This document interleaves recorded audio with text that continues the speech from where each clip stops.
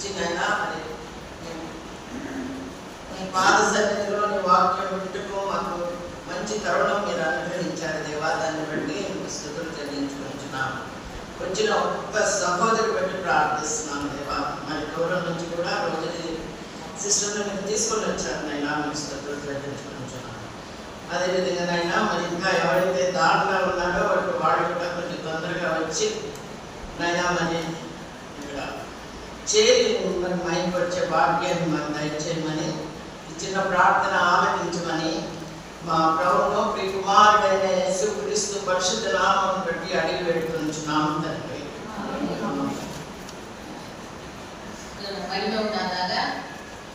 வந்திருக்கிற அனைத்து சகோதரிகளுக்காகவும் நாங்கள் கர்த்தரை நன்றி செலுத்துகிறோம். பல பல இடங்களிலிருந்து வந்திருக்கிற அனைத்து சகோதரிகளுக்கும் ஷாሎም திருச்சபை சார்பாக உங்களை நாங்கள் வரவேற்கிறோம். இப்போது ஷாሎም திருச்சபை சார்பாக காமாட்சி, கவிதா, லக்ஷ்மி சிஸ்டர், ரோசி தமிழ் பாட்டு ஒன்று பாடுறோம்.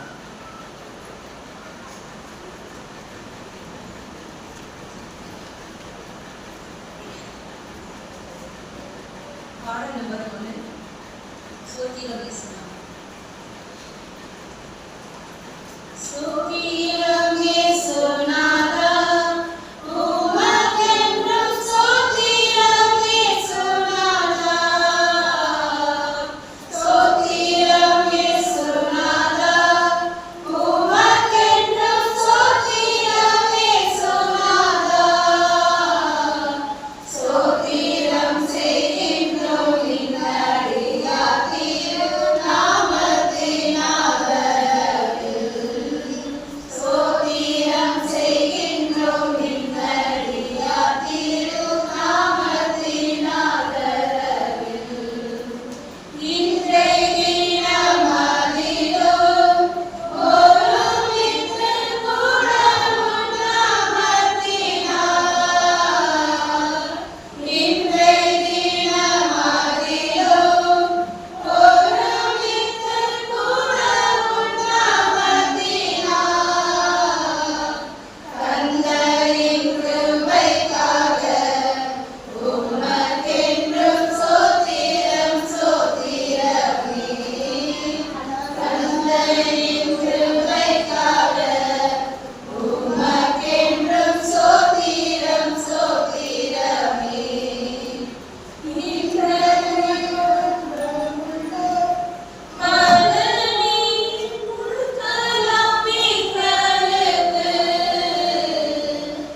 இத்தனை மகத்துவமுள்ள பலனின் கொடுக்கலாம் எங்களுக்கு.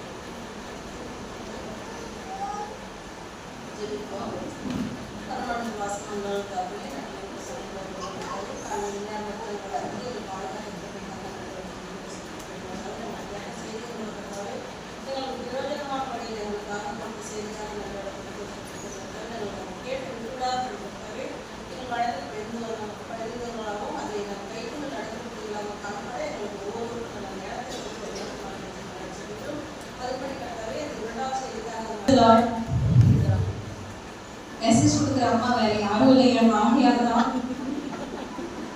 அதனால மருமகளா இருக்கிறவங்களுக்கு எல்லாம் இந்த சிச்சுவேஷன் புரியும். மாமியாரை பத்தி நம்ம நல்லதா சொல்லணும் இல்லையா?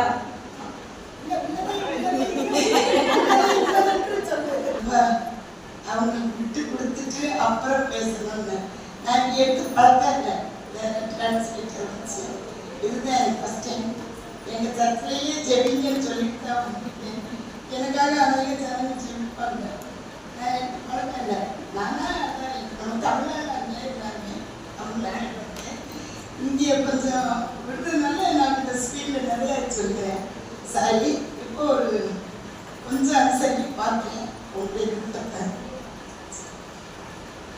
அப்போஸ்தலர் நடவடிக்கை 10ஆம் அதிகாரம் 1ஆம் வசனம்.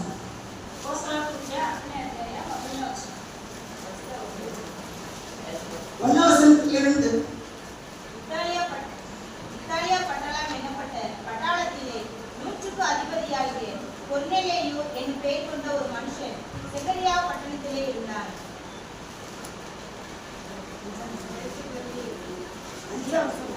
இப்பொழுது நீ யோப்பா பட்டணத்துக்கு மனுஷரை அனுப்பி பேதுரு என்று பெயர் கொண்ட சீமோனை அழைப்பி. சிஸ்டர்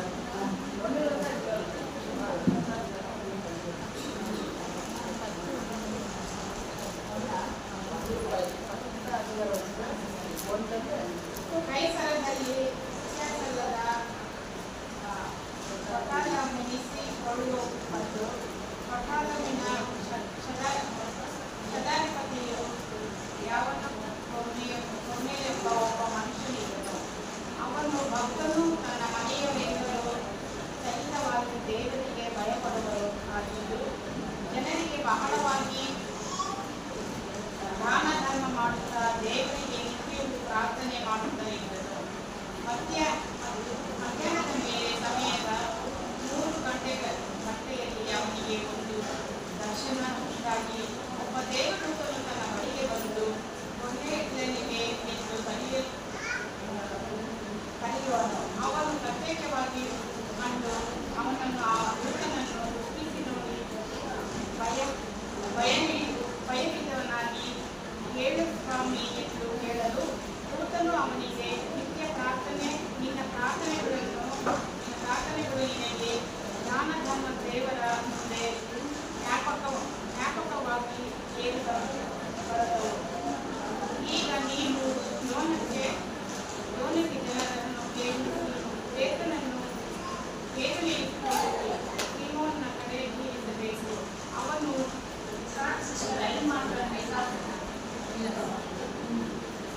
நம்ம இன்னைக்கு படிக்க போறது கொர்நேலியு என்ற ஒரு யாரை பற்றி?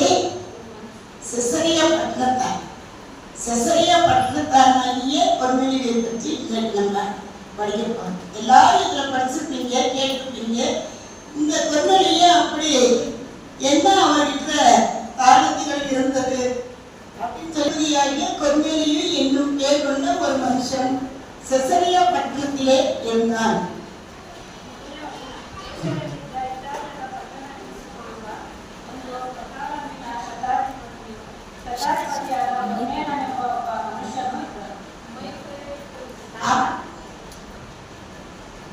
அவனிடத்தில் இருந்த குணங்களை பற்றி 2வது வசனத்திலே காண்கிறோம்.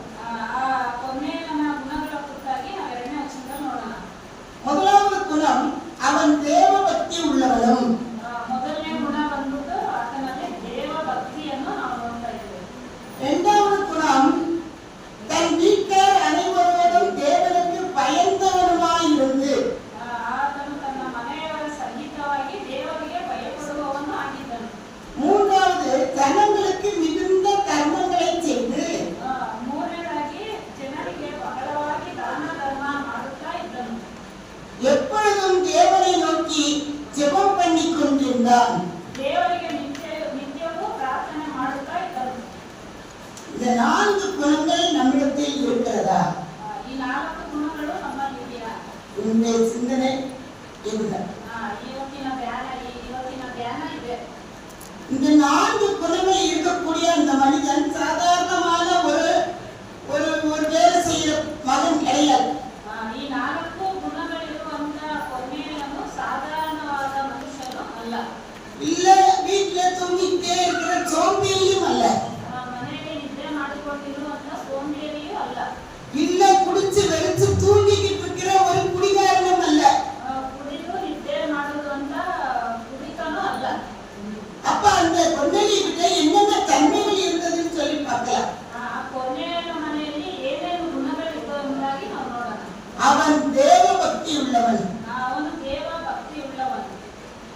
100க்கு அதிபதினு 1ஆம் வசனத்துல பார்த்தோம். 100 ಜನರಿಗೆ ಅಧಿಪತಿ ಎಂಬುದಾಗಿ ನಾವು ಮೊದಲನೇ ವಚನದಲ್ಲಿ ನೋಡುತ್ತೇವೆ. ஒரு பட்டாளத்துக்கு இந்த கொர்நேலியு ஒரு பதவி வைத்த 100க்கு அதிபதி. ಈ ಪಟಾಳಮಿನ ಶತಾಧಿಪತಿ ಕೊರ್ನೇಲಿಯನ ಎಂಬುದಾಗಿ ನಾವು ನೋಡ್ತಾ ಇದ್ದೇವೆ. நம்ம யோவான் 3ஆம் அதிகாரத்துல பார்க்கிறோம். ஒரு 100க்கு அதிபதி வந்து நிக்கோதேமு என்ற ஒரு 100க்கு அதிபதி கர்த்தருடைய பாதத்துல வந்து கேட்கிறதாக நம்ம பார்க்கிறோம். ಯೋಹಾನ್ ಸುವಾರ್ತೆ 3ನೇ ಅಧ್ಯಾಯದಲ್ಲಿ ಅದೇ 100 ಮಂದಿಗೆ ಶತಾಧಿಪತಿ ಆದಂತ ಒಬ್ಬ ವ್ಯಕ್ತಿಯ ಕುರಿತಾಗಿ ನಾವು ನೋಡ್ತಾ ಇದ್ದೇವೆ. நான் போவென்றால் போகிறான், வா என்றால் வருகிறான். அப்போ அந்த மனிதனுக்கு எவ்வளவு ஒரு அதிகாரம் இருக்கிறது என்று சிந்திப்போம். ಒಬ್ಬನನ್ನು ನಾನು ಹೋಗು ಎಂದರೆ ಹೋಗುತ್ತಾನೆ, ಮತ್ತೊಬ್ಬನನ್ನು ಬಾ ಎಂಬುದಾಗಿ ಕರೆದರೆ ಬರುತ್ತಾನೆ. ಆತನಿಗೆ ಎಷ್ಟು ಅಧಿಕಾರವಿದೆ. நீங்க எங்க வீட்டுக்கு வர வேண்டாம், ನೀವು ನನ್ನ ಮನೆಗೆ ಬರುವುದು ಬೇಡ. ஒரு வார்த்தை மாத்திரம் சொல்லும், ಒಂದು ಮಾತು ಹೇಳಿದರೆ ಸಾಕು, என்னுடைய வேலைக்காரன் சுத்தமாவான். ನನ್ನ ಆಳಿಗೆ ಗುಣವಾಗುವುದು. அப்ப அந்த 100க்கு அதிபதியை போலவே இந்த 100க்கு அதிபதியாகிய கொர்நேலியுவும் வாழ்ந்திருக்கிறார். ಆ ಶತಾಧಿಪತಿಯ ಹಾಗೆ ಈತನನ್ನು ಕೊರ್ನೇಲಿಯನನ್ನು ಸಹ ನಾವು ನೋಡ್ತಾ ಇದ್ದೇವೆ. தேவ பக்தி உள்ளவன். ದೇವರ ಭಕ್ತಿ ಉಳ್ಳವನು. தேவ பக்தின்னா காலையில எந்திரிச்ச உடனே அப்படியே வண்டி போட்டு ஒரு 2 நிமிஷம் ஜெபம்,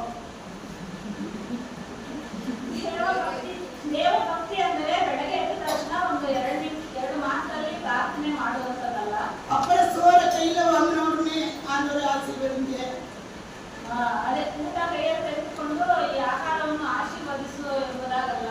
திரும்பி தூங்க போகும்போது ஆண்டவரே என்னை நல்லா காப்பாத்துங்க, நல்ல வார்த்தை கொடுங்க.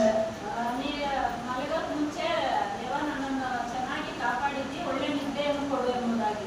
இப்படிப்பட்டது தேவபக்தி அல்ல. ಈ ರೀತಿಯಾದಂಥದ್ದು ದೇವಭಕ್ತಿ ಅಲ್ಲ.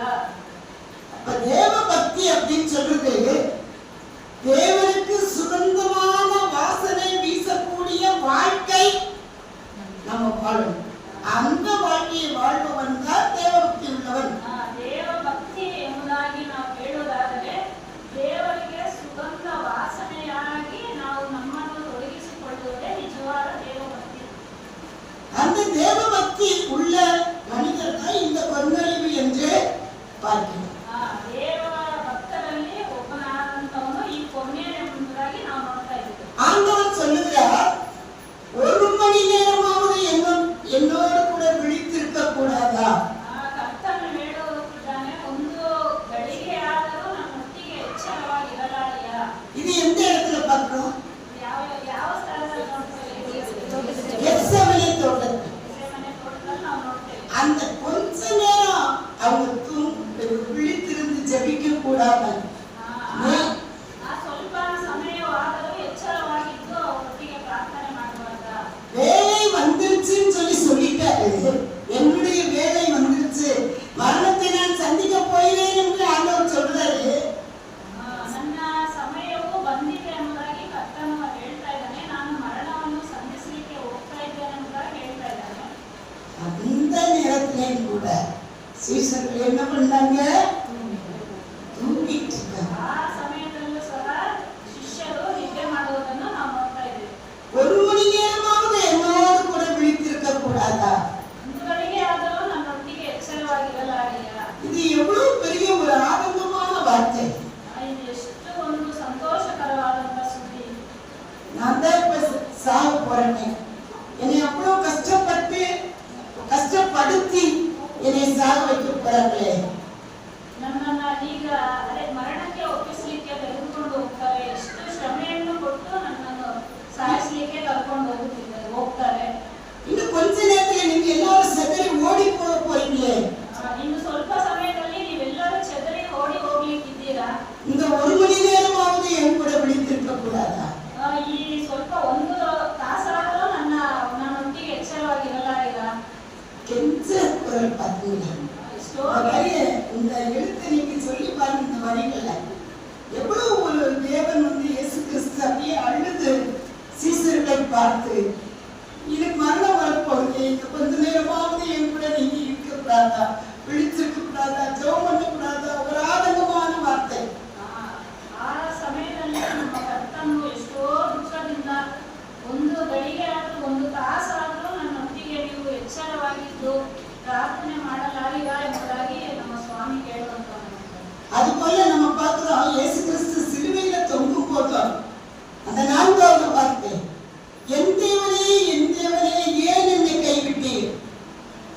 ಆ ಸಮಯದಲ್ಲೂ ಶಿಲುಬೆಗೆ ಹಾಕಲ್ಪಟ್ಟಂತ ಸಮಯದಲ್ಲೂ அந்த 7 வார்த்தைகளிலே 4வது மொழி 7 ಮಾತುಗಳಲ್ಲಿ 4ನೇ ಮಾತಾಗಿ ನನ್ನ ದೇವರೇ ಏಕೆ ನನ್ನನ್ನು ಕೈಬಿಟ್ಟಿದ್ದೀ ಎಂಬುದಾಗಿ ಪ್ರಾರ್ಥನೆ ಮಾಡ್ತಿದ್ದಾರೆ. என்னை ஏன் இந்த சூழ்நிலைக்கு கொண்டு வந்தீங்க ஆண்டவரே பிதாவே? ಏಕೆ ತಂದೆಯೇ ನನ್ನನ್ನು ಈ ಸ್ಥಿತಿಗೆ ನೀವು ತೆಗೆದುಕೊಂಡು ಬಂದಿರಿ ಎಂಬುದಾಗಿ ಕೇಳುವಂತ ಸ್ಥಿತಿ ನೋಡ್ತಾ ಇದ್ದೇವೆ. பிதாவே என்று அழைப்பதற்கு கூட அந்த இடத்துல அவருக்கு பாத்திரம் இல்லை. அவரை பிதாவை கூப்பிட முடியல. ತಂದೆಯೇ ಎಂಬ ಕರೆಯುವಂತ ಶಬ್ದಕ್ಕೂ ಆತನು ಒಳಗಾಗಲಿಲ್ಲ. ತಂದೆಯೇ ಎಂಬುದಾಗಿ ಆತನು ಕರೆಯುತ್ತಿಲ್ಲ. தந்தையின் பிதாவே கூப்பிடாம என் தேவனே ಅದೇ ತಂದೆಯೇ ಎಂಬುದಾಗಿ ಕರೆಯದೆ ಸ್ವಾಮಿ ನನ್ನ ದೇವರೇ ಎಂಬುದಾಗಿ ಕರೀತಾ ಇದ್ದಾರೆ. ஏன் அப்படி கூப்பிட்டாருப்பா? ಯಾಕಂತ ஏன் இந்த இடத்துல என் தேவனே ஏன் கூப்பிட்டாரு? ಆ ಸ್ಥಳದಲ್ಲಿ ಏಕೆ ನನ್ನ ದೇವರೇ ಎಂಬುದಾಗಿ ಕರೀತಿದ್ದಾರೆ? ஏன் கூப்பிட்டாரு அப்படி? ಏನಕ್ಕೆ ஏன் அப்பான்னு கூப்பிட்டு கூடாதா? ಯಾಕೆ ತಂದೆಯೇ ಎಂಬುದಾಗಿ ಕೂಗಬಾರದು? சொல்லுங்க யாராவது. ಯಾರಾದ್ರೂ ಹೇಳಿ ನೋಡೋಣ ಯಾಕೆ ಆ ಥರ ಕರೀತಾರೆ? பாவத்தின் மொத்த ரூபமாய் இது தொங்குகிறது. ಪಾಪವಾಗಿ ಮಾಡಲ್ಪಟ್ಟವನಾಗಿ ಆ ಶಿಲುಬೆಯಲ್ಲಿ ನಮ್ಮ ಕರ್ತನು ತೂಗಾಕಲ್ಪಟ್ಟಿದ್ದಾನೆ. பாவத்தின் சாயலை பார்க்க முடியாதபடிக்கு ಆತ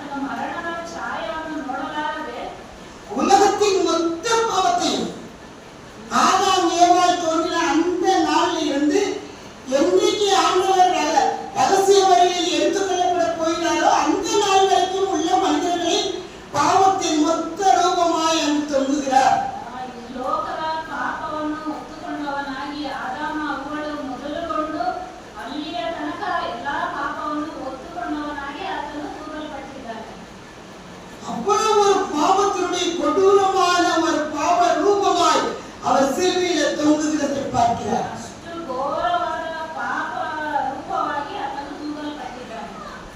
பிதானாலே குமாரனை பார்க்க முடியல. ತಂದೆಗೆ ಮಗನನ್ನು ನೋಡ್ಲಿಕ್ಕೆ ಆಗ್ತಿಲ್ಲ. கார் இருளை உண்டாக்குகிறார். ಅದೇ ಕಾಗತ್ತಲೇ ಉಂಟು ಮಾಡುತ್ತಿದ್ದಾರೆ. ಅಂಧಕಾರத்தை உண்டாக்குகிறார். ಅಂಧಕಾರವನ್ನು ಉಂಟು ಮಾಡುತ್ತಿದ್ದಾರೆ. தன்னுடைய மகன் படுகிற வேதனைகளை அவரால் சகிக்க முடியல. ತನ್ನ ಮಗನು ಪಡುತ್ತಿರುವಂತ ವೇದನೆಯನ್ನು ಆತನಿಗೆ ಸಹಿಸಲಿಕ್ಕೆ ಆಗುತ್ತಿಲ್ಲ. அப்ப இவ்வளவு பாவங்கள் செய்கிற இந்த பூமியில ಆದರೆ ಇಷ್ಟು ಪಾಪವನ್ನು ಮಾಡುತ್ತಿರುವಂತ ಈ ಭೂಮಿಯಲ್ಲಿ, ಈ ಲೋಕದಲ್ಲಿ, இந்த கொர்நேலியு என்ற மனிதன் ಈ ಕೊನೆಯ ನಮ್ಮ ಮನುಷ್ಯನು இந்த அப்போஸ்தலர் 10ஆம் அதிகாரத்துல வர்றார். ಅಪೊಸ್ತಲರ ಕೃತ್ಯ 10ನೇ ಅಧ್ಯಾಯದಲ್ಲಿ ನಾವು ನೋಡ್ತಾ ಇದ್ದೀವಿ. 100க்கு அதிபதியாக இருக்கிறான். 100 ಜನರಿಗೆ ಶತಾಧಿಪತಿಯಾಗಿ ಇದ್ದಾನೆ ಕೊರ್ನೇಲಿಯು. அவன் எப்படி சந்தோஷமா வாழ்ந்துட்டு போயிருக்கலாம்? ಆತನು ಎಷ್ಟು ಸಂತೋಷವಾಗಿ ಹಾಗೆ ಜೀವನ ಮಾಡಿಕೊಂಡು ಹೋಗಬಹುದು. ஏன் தேவபக்தி நிறைந்தவனாக இருந்தார்? ಯಾಕೆ ದೇವರ ಭಕ್ತಿ ತುಂಬಿದವನಾಗಿದ್ದನು? மனசு பாருங்க. ನಾವು ನೆನೆಸಿ ನೋಡೋಣ. தேவபக்தி தன்னுடைய பாவத்தை உணர்ந்த ஒவ்வொரு மனிதனும் பிதாவினுடைய காரியத்தையும் மகன் செய்த காரியத்தையும் உணர்ந்து கொள்வார். ಪಾಪ ಮಾಡಿದಂತ ಪ್ರತಿಯೊಬ್ಬ ಮನುಷ್ಯನು ತಂದೆ ಮಾಡಿದಂತ ಉಪಕಾರವನ್ನು, ಮಗನು ಮಾಡಿದಂತ ಉಪಕಾರವನ್ನು ನೆನೆಸಿಕೊಳ್ಳುವಂತ தன்னுடைய பாவத்தை உணராத எவனும் தேவபக்தியாய் வாழ முடியாது. ತನ್ನ ಪಾಪವನ್ನು ನೆನೆಸಿ ನೋಡದೇ ಇರುವಂತವನು ದೇವಭಕ್ತಿಯುಳ್ಳವನಾಗಿರಲಿಕ್ಕೆ ಸಾಧ್ಯ ಇಲ್ಲ. என்னுடைய பாவத்துக்காக என் ஏசப்பா மரித்தார். ನನ್ನ ಪಾಪಗಳಿಗಾಗಿ ಯೇಸು ಕ್ರಿಸ್ತನು ಸತ್ತನು. என்னுடைய பாவத்துக்காக தன்னுடைய மகனை பிதாவானவர் கைவிட்டார். ನನ್ನ ಪಾಪಕ್ಕಾಗಿ ತಂದೆಯಾದ ದೇವರು ತನ್ನ ಮಗನನ್ನು ಕೈಬಿಟ್ಟನು. அப்படிப்பட்ட உணர்வை உடைய உள்ளத்தை நொறுக்கக்கூடிய அந்த இதயம் படைத்தவர்கள் தான் தேவபக்தியாய் வாழ முடியும். ಹಾಗೆ அவர் திருடிட்டு வந்துட்டான். ಸ್ಕೂಲ್ಗೆ ಹೋಗಿ ಬರುವಾಗ ಒಂದು ಪೆನ್ನನ್ನು ಕದ್ದುಕೊಂಡು ಬಂದ. அவன் ஒழிச்சுலாம் வைக்கல. ಆತನು ಎಲ್ಲೂ ಬಚ್ಚಿಡ್ಲಿಲ್ಲ. அதை கொள்ளுங்கம்மா, ಅದನ್ನು ತೆಗೆದುಕೊಂಡು ಬಂದಮ್ಮ, இது பேனாவை எடுத்துட்டு இருக்கேம்மா, ಈ ಪೆನ್ನನ್ನು ನಾನು ತೆಗೆದುಕೊಂಡು ಬಂದಿದ್ದೇನಮ್ಮ. என்னுடைய வரிசைக்கு 2வது வரிசையில இந்த பையனுடைய நான் தெரியாம எடுத்துட்டு வந்துட்டேன். ನನ್ನ ಸಾಲಿನಿಂದ 2ನೇ ಸಾಲಿನಲ್ಲಿ ಕೂತಿದ್ದವನ ಹತ್ರದಿಂದ ನಾನು ತಿಳಿಯದೆ ಎತ್ಕೊಂಡು ಬಂದಿದ್ದೇನೆ. அப்படி சொல்லும்போது ಹಂಗೆ ಹೇಳುವಾಗ அந்த தாய் ಆ ತಾಯಿ என்ன சொல்லணும்? ಏನ್ ಹೇಳ್ಬೇಕು? நாளைக்கு கொண்டு போய் நீ என்ன எடுத்தியோ அவனுடைய பையில கொண்டு வைன்னு சொல்லணும்ல. ನೀನು ಎಲ್ಲಿಂದ ತೆಗೆದುಕೊಂಡು ಬಂದಿಯೋ ನಾಳೆ ತೆಗೆದುಕೊಂಡು ಅವನ ಬ್ಯಾಗಲ್ಲೇ ನೀನು ಇಡಬೇಕು ಅಂತ. ஆனா அவனுடைய தாய் என்ன சொன்னாங்க தெரியுமா? ಆದ್ರೆ ಆ ತಾಯಿ ಏನ್ ಹೇಳಿದ್ರು ಗೊತ್ತಾ? நீ இப்ப கொண்டு போனேன்னா அவன் உடனே பார்த்துவான். நீ இப்ப கொண்டு போகாத, ஒரு வாரம் சென்று கொண்டு போப்பா, நான் அது வரைக்கும் பத்திரமா வச்சிருக்கேன்னு சொல்லிச்சேன் அந்த அம்மா. ಅದೇ ನೀನೀಗ ತೆಗೆದುಕೊಂಡು ಹೋಗಿದ್ರೆ ಅವ್ನು ನೋಡ್ಬಿಡ್ತಾನೆ. ಒಂದು ತಿಂಗಳಾದ್ಮೇಲೆ ತೆಗೆದುಕೊಂಡು ಹೋಗು, ನೀನು ಕೊಡ್ಬೋದು, ಆಗಿವರೆಗೂ ನಾನು ಭದ್ರವಾಗಿ ಇಟ್ಟಿರ್ತೇನೆ ಅಂತಾರೆ. ஒரு மாதம் சென்று அவன் எடுத்துட்டு போயிருக்கான். ಒಂದು ತಿಂಗಳಾದ್ಮೇಲೆ கொண்டு போயிருக்கான் ஸ்கூலுக்கு. ತೆಗೆದುಕೊಂಡು ಹೋಗಿ ಪೆನ್ ತೆಗೆದುಕೊಂಡು ಹೋಗಿ இந்த பையன் பார்த்துட்டான். ಈ ಹುಡುಗ ನೋಡ್ಬಿಟ್ಟ. ஏய், ஒரு மாதம் தொலைஞ்ச என்னுடைய பேனாவை தாண்டா அவன் வச்சிருக்கிறான். ಹೋದ ತಿಂಗಳು ಕಳೆದು ಹೋದಂತ ಪೆನ್ನನ್ನೇ ಅವನು ಇಟ್ಟುಕೊಂಡಿದ್ದಾನೆ ಅಂತ ಹೇಳ್ತಾ ಇದ್ದಾನೆ. அவன் என்ன சொல்லிட்டான் தெரியுமா? அக்கா, ஒரு பேனா தான் ஒரு கடையில இருக்குமா? ಅವನು ಏನ್ ಹೇಳ್ತಾ ಇದ್ದಾನೆ? ಯಾಕೆ ಒಂದು ಪೆನ್ನೇ ಒಂದು ಅಂಗಡಿಯಲ್ಲಿ ಇರುತ್ತಾ? எங்க அப்பா எனக்கு வேற ஊருக்கு போயிருக்கும் போது கொண்டு வந்து கொடுத்தாரு. ನಮ್ಮ ಅಪ್ಪ ಬೇರೆ ಊರಿಂದ ಬೇರೆ ಊರಿಗೆ ಹೋದಾಗ ನನಗೆ ಈ ಪೆನ್ನನ್ನು ತೆಗೆದುಕೊಂಡು ಬಂದಿದ್ದಾರೆ. சமாளிச்சு. ಅಲ್ಲಿಗೆ ಸಮಾಜ இது இயற்கையான ஒரு காரியம்.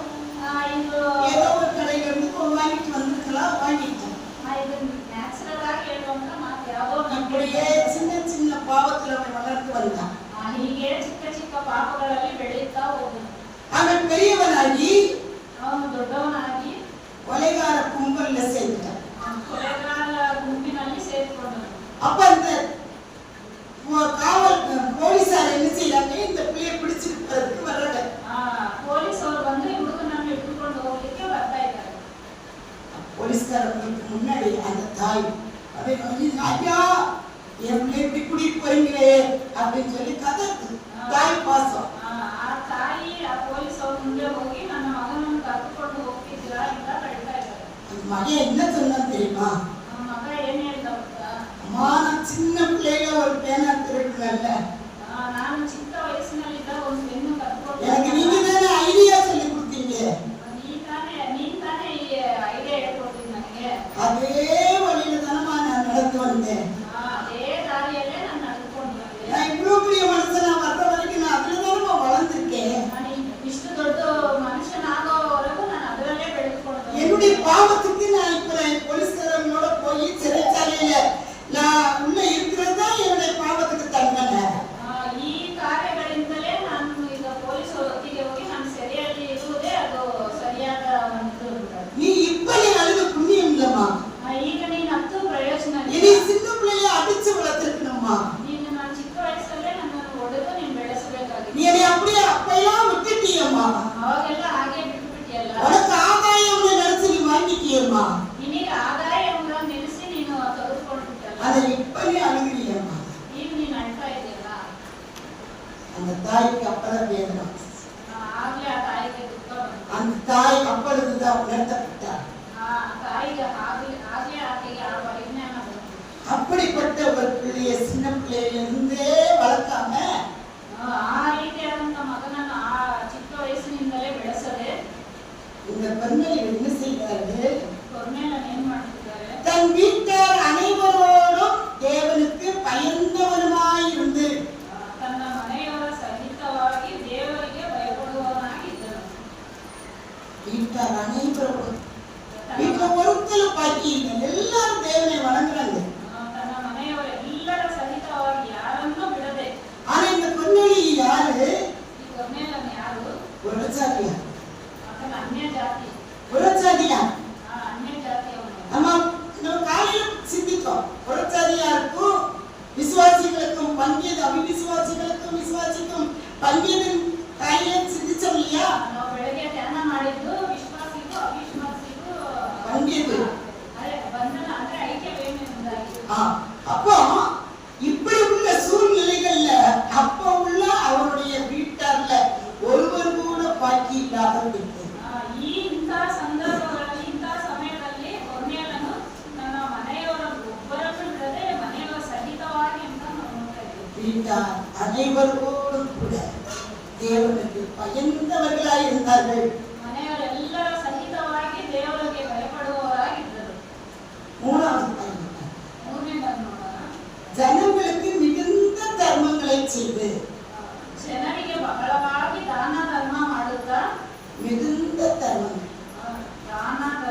ಬಹಳವಾಗಿ ದಾನ ಧರ್ಮ ಮಾಡುತ್ತಾ தான் சம்பாதித்த சம்பாத்தியத்தை ತಾನು ಸಂಪಾದಿಸಿದ ಸಂಪಾದನೆಯನ್ನು என்ன செய்யறாரு? தர்மமாக செய்யறார். ಆತನು ಸಂಪಾದಿಸಿದ ಸಂಪಾದನೆಯನ್ನು ದಾನ ಧರ್ಮವಾಗಿ ಕೊಡ್ತಾ ಇದ್ದಾನೆ. இதுல இருக்கிற எத்தனை பேர் நம்மிடத்துல இருக்கிற சம்பாத்தியத்துல தேவன் தர்றாரு சம்பாத்தியம். அவருடைய கிருபையினாலதான் நம்ம ஒவ்வொரு நாளும் வாழ்றோம், வேலைக்கு போறோம், சம்பாதிக்கிறோம். அவர் தருகிற அந்த சம்பாத்தியத்தில் இருந்து நாம் எத்தனை பேருக்கு உதவி செய்யணும்? ನಾವು ಇಲ್ಲಿರುವಂತವರು ನಾವು ಸಂಪಾದಿಸುತ್ತಿರುವಂತ ಹಣದಲ್ಲಿ ಅಥವಾ ದೇವರು ನಮಗೆ ಸಹಾಯ ಮಾಡುತ್ತಿರುವಂತ ಹಣದಲ್ಲಿ ನಾವು ಎಷ್ಟು ಜನಕ್ಕೆ ನಾವು ಸಹಾಯ ಕೊಡ್ತಾ ಇದ್ವಿ? எத்தனை பேர்? ಎಷ್ಟು எத்தனை பேருக்கு செய்யணும்? ಜನಕ್ಕೆ ಕೊಡ್ತಾ ಇದ್ವಿ? ಎಷ್ಟು ಜನಕ್ಕೆ தான தர்மம் செய்யறீங்களாப்பா? ದಾನ ಧರ್ಮ ಮಾಡ್ತಾ ಇದ್ದೀರಾ? ஆண்டவர் உங்களுக்கு தக்க பலனை தரும். இந்த செய்யக்கூடிய பிள்ளைகள் யார் யாருக்கு உதவி செய்யணுமா? யாக்கோபு எழுதின நிருபம் ಯಾರ್ಯಾರಿಗೆ ನಾವು ದಾನ ಕೊಡಬೇಕು? ಯಾಕೋಬನ ಪತ್ರಿಕೆ 1ஆம் அதிகாரம் ಮೊದಲನೇ ಅಧ್ಯಾಯ 27ஆம் வசனம். 27ನೇ திக்கற்ற பிள்ளைகளும் வாசிக்கிறீங்களா? திக்கற்ற பிள்ளைகளும் விளைவுகளும் படுகிற உபத்திரவத்திலே அவர்களை விசாரிக்கிறது உலகத்தால் கரைப்படாத படிக்கு தன்னை காத்துக் கொள்கிறதுமே பிதாவாகிய தேவனுக்கு முன்பாக மாசில்லாத சுத்தமான பக்தியாய் இருக்கிறது. நம்ம யாருக்கு உதவி தான தர்மம் செய்யறதுக்காக தான் ஆண்டவர் தர்றார். ಇಷ್ಟೊಂದು ಸಂಬಳ ನಮಗೆ ಬರುತ್ತಿದೆ ಅಂದ್ರೆ ದೇವರು ನಮಗೆ ಅದನ್ನು ದಾನ ಧರ್ಮ ಮಾಡ್ಲಿಕ್ಕೆ ಕೊಡುತ್ತಿದ್ದಾನೆ. நீ அதை ஒழிச்சு வச்சு பங்கு நீ அதுல சேர்த்து வச்சு நான் இன்னும் பெரிய செல்வந்தராகணும்னு நினைச்சீங்கன்னா ಅದನ್ನು ನಾನು ಕೂಡಿಸಿಟ್ಟು ಅದನ್ನು ಇನ್ನ ವಿಭಾಗ ಮಾಡಿ ನಾನು ಇನ್ನ ದೊಡ್ಡ ಸ್ಥಿತಿಗೆ ಬರಬೇಕು ಅಂತಾಗಿ ನಾವು ನೋಡಿದೆ. அப்படி இருந்தா ಹಾಗಿದ್ದರೆ அப்போஸ்தலர் 5ஆம் அதிகாரம்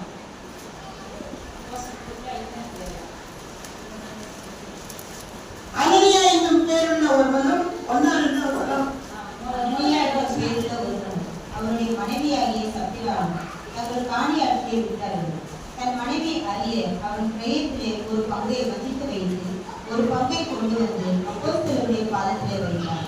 பேதுரு அவனை நோக்கி, ಆದರೆ ಅನನೀಯನೆಂಬ ಒಬ್ಬ ಮನುಷ್ಯನು ಸಪೇರನೆಂಬ ತನ್ನ ಹೆಂಡತಿಯ ಸಮೇತ ಒಂದು ಭೂಮಿಯನ್ನು ಮಾರಿ ಹೆಂಡತಿಯ ಸಮ್ಮತಿಯಿಂದ ಅದರ ಕ್ರಯದಲ್ಲಿ ಒಂದು ಭಾಗವನ್ನು ಬಚ್ಚಿಟ್ಟು ಒಂದು ಭಾಗವನ್ನು ತನ್ನ ಅಪೊಸ್ತಲರ ಪಾದಗಳ ಬಳಿಯಲ್ಲಿ ಇಟ್ಟರು. எப்படிப்பட்ட ஹஸ்பண்ட் ஒய்ஃப் ಇಂಥ ಒಂದು ಗಂಡ ಹೆಂಡತಿ, சுத்தமான கணவன் மாதிரி. ಶುದ್ಧರಾದಂಥ ಗಂಡ ಹೆಂಡತಿ. கணவனுக்கு தெரியாம மனைவி செய்யல, மனைவிக்கு தெரியாம கணவன் ஒழிச்சு வைக்கிறார். ಗಂಡನಿಗೆ ಗೊತ್ತಿಲ್ಲದ್ರೆ ಹೆಂಡತಿ ಮಾಡಲಿಲ್ಲ, ಹೆಂಡತಿಗೆ ಗೊತ್ತಿಲ್ಲದ್ರೆ ಗಂಡ ಬಚ್ಚಿಡ್ಲಿಲ್ಲ. நல்ல கணவன் மனைவி ಒಳ್ಳೆ ಗಂಡ ಹೆಂಡತಿ ரெண்டு பேரும் சேர்த்து வச்சு ಇಬ್ಬರು ಸೇರಿಸಿಟ್ಟು நிலத்தை வித்த பங்குல ஒரு பங்கை வஞ்சித்து வைத்து ಭೂಮಿಯನ್ನು ಮಾರಿ ಒಂದು ಭಾಗವನ್ನು ಇಬ್ಬರು ಸಮ್ಮತಿಯಿಂದ ಅದನ್ನು ಬಚ್ಚಿಟ್ಟರು. என்ன அறிஞ்சாங்க ಏನ್ தெரியுங்களா? ಏನ್ தெரியல. ஒரு பங்கை வஞ்சிச்சு வச்சுட்டு இங்க வந்து பாதத்துல பேதுருவின் பாதத்துல வச்சுட்டாங்க. ಒಂದು ಭಾಗವನ್ನು ಬಚ್ಚಿಟ್ಟು ಉಳಿದದನ್ನು ತಂದು ಪೇತ್ರನ ಪಾದಗಳ ಬಳಿಯಲ್ಲಿ ಇಡ್ತಾ ಇದ್ದಾರೆ. ஆனா பேதுரு பரிசுத்த ஆவியினால் நிரப்பப்பட்டு ಆದರೆ ಪೇತ್ರನು ಪರಿಶುದ್ಧ ಆತ್ಮನಿಂದ ವಂಚಿಸಲ್ಪಟ್ಟು அனனியாவே ಅನನೀಯನೇ நிலத்தின் கிரயத்தில் ஒரு பங்கை வஞ்சித்து வைத்து ಕ್ರಯದಲ್ಲಿ ಒಂದು ಭಾಗವನ್ನು ಬಚ್ಚಿಟ್ಟು பரிசுத்த ஆவியினிடத்தில் பொய் சொல்லும்படி ಪರಿಶುದ್ಧ ಆತ್ಮನನ್ನು ವಂಚಿಸಿದ್ದೇಕೆ? சாத்தான் உன் இருதயத்தை நிரப்பினது என்ன? ಸೈತಾನನು ನಿನ್ನ ಹೃದಯದಲ್ಲಿ ತುಂಬಿಕೊಂಡದೇನು? அப்படின்னா எவ்வளவு ஒரு சொன்ன உடனே அவன் என்ன பண்ணா தெரியுமா? அனனியா கால விழுந்தாரு சித்தர். ಆ ಮಾತು ಹೇಳಿ ಮುಗಿಸಿದ ಕೂಡಲೇ ಪೇತ್ರನ ಮುಂದೆ ಗೋರ್ಲ ಬಿದ್ದು ಸತ್ತನು. அனனியா என்ன நினைச்சிருப்பாரு? ಅನನೀಯ ಏನು ಅಂದ್ಕೊಂಡಿರಬಹುದು? நம்ம வஞ்சிச்சு வச்சது இந்த பேதுருக்கு எப்படியா தெரியும்? ನಾವು ಬಚ್ಚಿಟ್ಟದನ್ನು ಪೇತ್ರನಿಗೆ ಹೇಗೆ ಗೊತ್ತಾಯಿತು? எப்படி அவருக்கு அந்த ஹார்ட் அட்டாக் வந்துருக்கும்? செத்துட்டார். ಅದೇ ಹೇಗೆ ಗೊತ್ತಾಗಿ ಆತನಿಗೆ ಹಾರ್ಟ್ ಅಟ್ಯಾಕ್ ಬಂದು ಸತ್ತನು. விவரமில்லாத மனைவி அது எந்த அந்த காலத்துல மம்பானையில எந்த மம்பானையில முடிச்சு போட்டு ஒளிச்சு வச்சாங்களோ தெரியல. ಆ ಕಾಲದಲ್ಲಿ ಯಾವ ಸೀರೆಯಲ್ಲಿ ಗಂಡು ಮಾಡಿ ಮುಚ್ಚಿಟ್ಟಿದ್ದಾರೋ ಗೊತ್ತಿಲ್ಲ. சரி ஒரு செத்துட்டான்றது தெரியாது. 6 மணிக்கு வந்துட்டாங்க.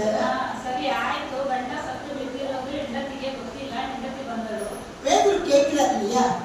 ಪೇತ್ರನ್ ಹೇಳ್ತಿದ್ದಾನಲ್ಲ, அம்மா இவ்வளவு தானம்மா நீங்க உங்களுடைய கரையை இவ்வளவுதான் நிலம் போச்சா? ಪೇತ್ರನ್ ಕೇಳ್ತಿದ್ದಾನೆ, ಅಮ್ಮ ಇಷ್ಟೇ ಕ್ರಯಕ್ಕೆ ನಿಮ್ಮ ಭೂಮಿಯನ್ನು ಮಾರಿದ್ರ ಅಂತ ಕೇಳ್ತಾ ಇದ್ದಾನೆ. ஆமா இவ்வளவுதான் போச்சு.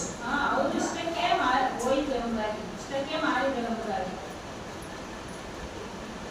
உன் கணவரை உதைத்த கால்கள் உள்ள நுழைந்தது. ನಿನ್ನ ಗಂಡನನ್ನು ಹೂಣಿಟ್ಟವರು ಬಂದು ಬಾಗಿಲಲ್ಲಿ ನಿಂತಿದ್ದಾರೆ. என்னாச்சு? அதை கேட்ட உடனே இந்த அம்மாவுக்கும் உள்ள சீக்கினா தானே பேசிக்கிட்டே இருக்காங்க அப்படிங்கிறது உயிர் போயிடுச்சு. அதுதான் அங்கேயும் நடந்துட்டு நான் நினைக்கிறேன். அது என்ன தெரியாது. ಹಾಗೆ ಆ ಮಾತು ಹೇಳಿದ ಮುಗಿಸಿದ ತಕ್ಷಣವೇ ಆಕೆಗೂ ಹಾರ್ಟ್ ಅಟ್ಯಾಕ್ ಆಗಿ ಆಕೆ ಸತ್ತುಬಿಟ್ಟಳು. அப்ப பாருங்க, கர்த்தருடைய கண்களுக்கு முன்பாக நம்ம வஞ்சகம் பண்ணி இப்படிப்பட்ட ஒரு தெய்வ பக்தி உள்ள அந்த தான தர்மங்கள் அந்த பெண்ணிಗೆ செஞ்சாங்க. ಕರ್ತನಿಗೆ ಮನೆಯಾಗಿ ನಾವು ಏನೂ ಮಾಡಲಾರೆವು, ಆದರೆ ಕೊರ್ನೇಲನು ಅದನ್ನು ದಾನ ಧರ್ಮಗಳನ್ನು ಮಾಡಿದನೆಂಬುದಾಗಿ ನಾವು ನೋಡಿದ್ದೇವೆ. ஜனங்களுக்கு மிகுந்த தர்மங்களை செய்து ಜನರಿಗೆ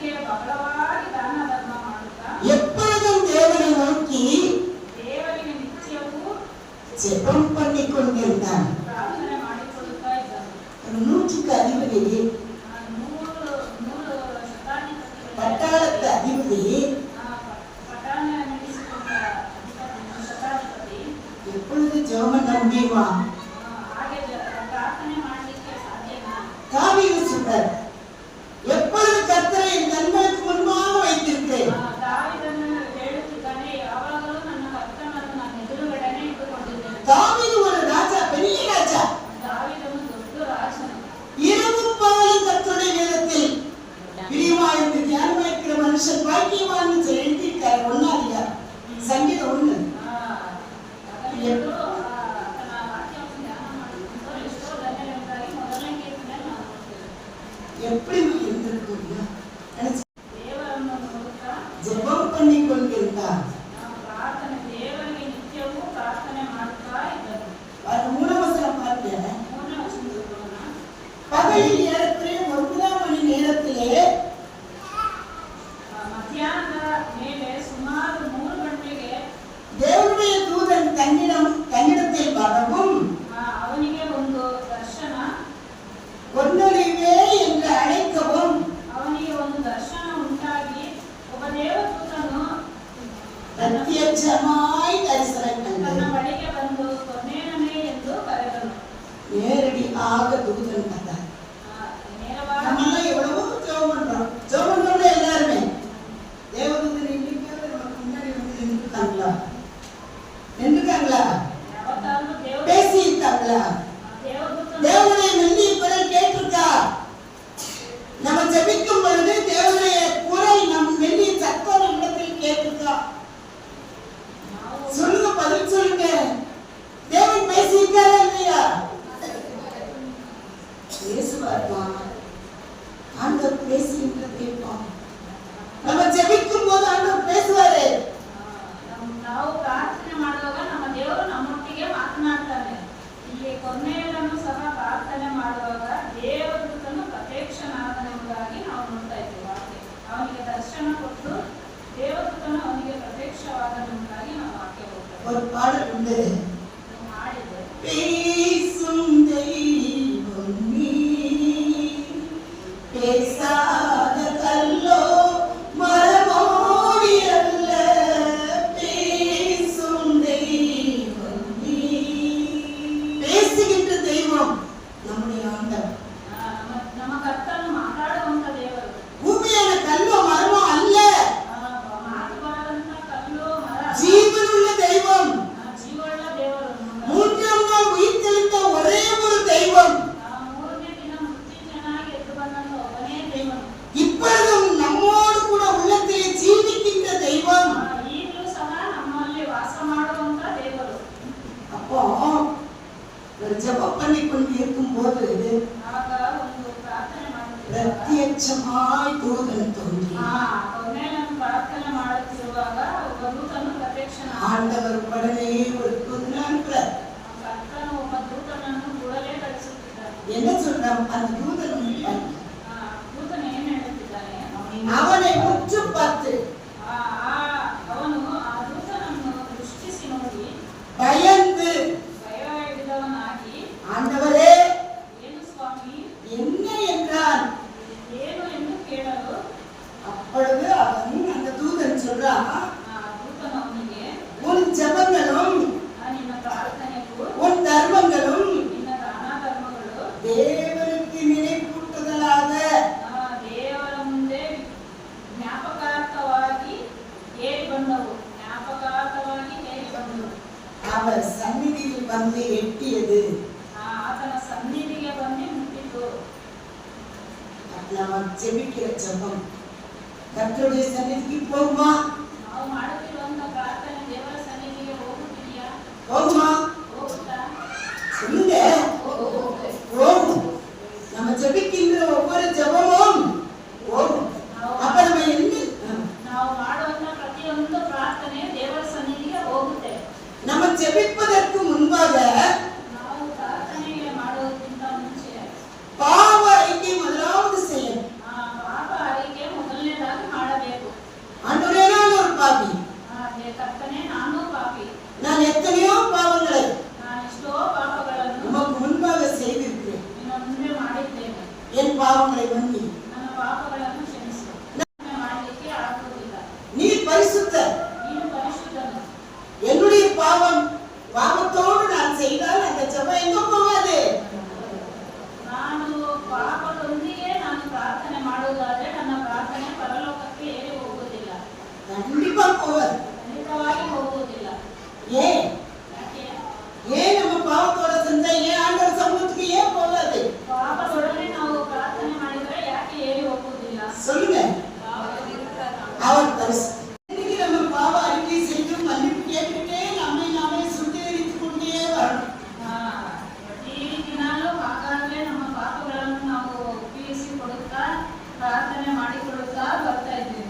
அதுக்குதான் 3 விதமான ரட்சிப்புன்னு சொல்றாரு. ಅದಕ್ಕೆ 3 ವಿಧವಾದ ರಕ್ಷಣೆ ಎಂಬುದಾಗಿ ಹೇಳ್ತಾರೆ. முதலாவது